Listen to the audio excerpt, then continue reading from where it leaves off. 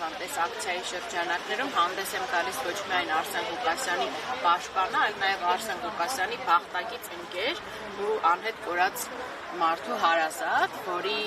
համար պահանջը, այսինքն իշխանություններից նույնն է։ Ու այս իմ համար Արսեն Ղուկասյանի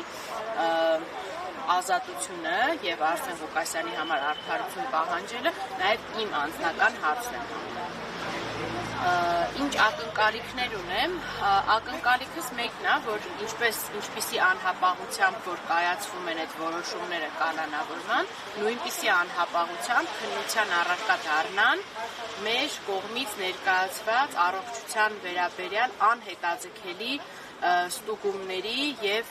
հաշվի առնելու հանգամանքը եւ անհապաղ ազատ արձակելու, որովհետեւ երբ որ իրանց է պետք, երբ որ դատախազությանն է պետք, այդ անհապաղ որոշումները անհապաղ կյանքի են կոչվում, բայց երբ որ կա մարդու կյանքին վտանգ սպառնալու ռիսկ, այս պարագայում այդ անհապաղությունը ոնց որ հապաղում են, էլի ներկայացնելուց։ Մենք ուրեմն եւ ծնողներն են ներկայացրել, ավելի ճիշտ ոչ միայն ծնողներն են ներկայացրել, այլ հենց Արսեն Ղուկասյանին հարցաքննությունը ավարտելու պես վարույթն իրականացնող մարմնին ներկայացվել են այդ բոլոր փաստաթղթերը։ Հենց ավարտվելուց առաջ, այսինքն հարցաքննությունից առաջ արդեն իսկ բժիշկը արձանագրել է, որ ինքը ունի նեղ մասնագետի ստուգման կարիք անհապաղ,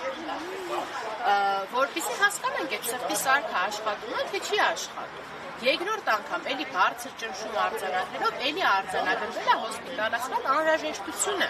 որը չի ապահով է, այս պահը չի ապահովում։ Ամեն վայրկյանը, երբ որ վարույթն իրականացնող մարմինը ունենալով այդ բժշկի զեկույցը իր մոտ չի ապահովում իր պատշաճ բուժօգնության ապահովումը, ինքը շարունակում է խոշտանգել Արսեն Ղուկասյանին եւ անմիջական ռիսկի տակ պահել իր կյանքը։ Սողան, այս պահի դրությամբ Արսեն Ղուկասյանի վիճակից ինչ տեղեկություն եք, վերջին անգամ երբ եք հանդիպել, զրուցել, խոսել, եւ տեղյակ եմ, որ ՄԻՊ ներկայացուցիչներն են այնտեղ եղել, առանձնազրույց են ունեցել, նրանք ինչ որ քայլեր ձեռնարկում են։ Ուրեմն Արսեն Ղուկասյանին վերջի անգամ տեսել եմ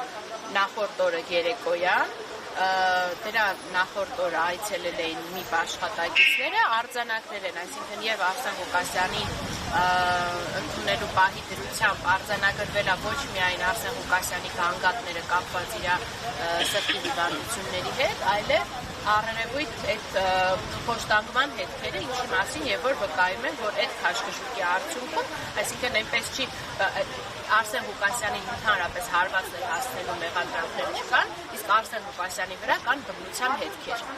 Արձանագրվել են այդ բռնության հետքերը, ՄԻՊ աշխատակիցները արձանագրել են նաև առերևույթ այն անհամապատասխանությունները, որոնք կան Արսեն Ղուկասյանի առողջական վիճակի եւ այդ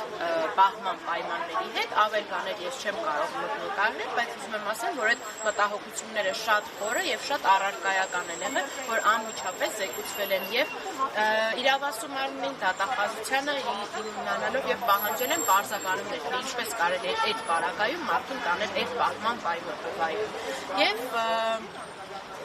ես տեղյակ չեմ, ես գիտեմ երեք մամուլից տեղեկացա, որ դատախազությունը հայտարարել է, որ ընթացք է տվել այդ դրումին, բայց առ այս պահը, այսինքն եթե հաշվենք արդեն երրորդ օրն գալիս, երբ որ նաև առանձին են